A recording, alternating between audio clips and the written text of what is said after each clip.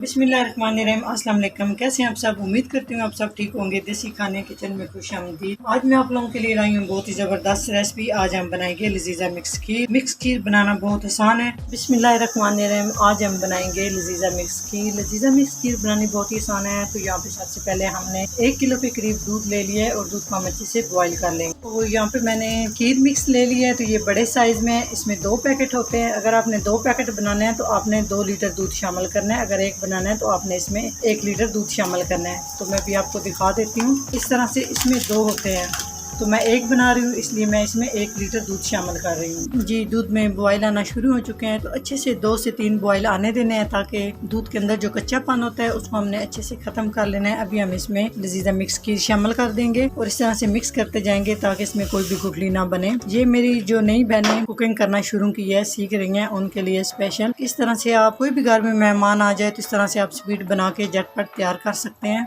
तो इस तरह से हम इसको तकरीबन 7 से 8 मिनट तक मीडियम से लो फ्लेम पे अच्छे से पका लेंगे। जब ये थोड़े थिक होना शुरू हो जाएंगे तो उस टाइम समझ जाए कि आपकी खीर रेडी हो चुकी है। तो 7 से 8 मिनट के बाद आपसे मिलते हैं। जी माशाल्लाह 7 से 8 मिनट हो चुके हैं। तो बिल्कुल मीडियम से लो फ्लेम पे दरमियान जी मैंने खीर बना के तैयार की है। माशाल्लाह आप देख सकते हैं कितनी ज़बरदस्त ये खीर बन के तैयार हो चुकी है। अगर बहुत कम टाइम हो और एमरजेंसी में कोई मेहमान आ जाए तो आप इस तरह से लंबी चौड़ी खीर बनाने की झंझट में ना पड़े, आप ये ज़बरदस्त सी खीर बना के तैयार कर सकते हैं। इसकी थिकनेस इतनी होनी चाहिए, बहुत ज़्यादा ना पतली होनी चाहिए और ना गाढ़ी होनी चाहिए। ये थोड़ी सी आपको पतली लग रही है, ये ठंडी होने के बाद अच्छे से थिक हो जाएगी। तो इसको जब ये ठंडी हो जाए तो इसको हम किसी बाउल में डालेंगे और इसको हम फ्रिज में रख देंगे 2 से 3 घंटे के लिए, ताकि ये अच्छे से ठंडी हो जाए। तो यहाँ पे एक बाउल ले लेंगे। तो माशाल्लाह आप देख सकते हैं ठंडी होने के बाद खीर कितनी थिक हो चुकी है। तो इसको शामिल कर देंगे, ऊपर से गार्निश करेंगे और इसको हम फ्रिज में रख देंगे। तो माशाल्लाह ज़बरदस्त ही हमारी खीर तैयार हो चुकी है। तो अभी हम इसको बादाम के साथ गार्निश कर देंगे।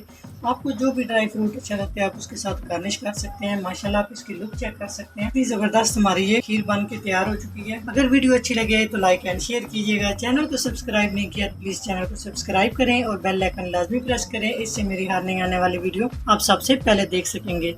तो इंशाल्लाह ताला एक नई रेसिपी के साथ हाजिर होंगे। तब तक के लिए अल्लाह हाफिज़।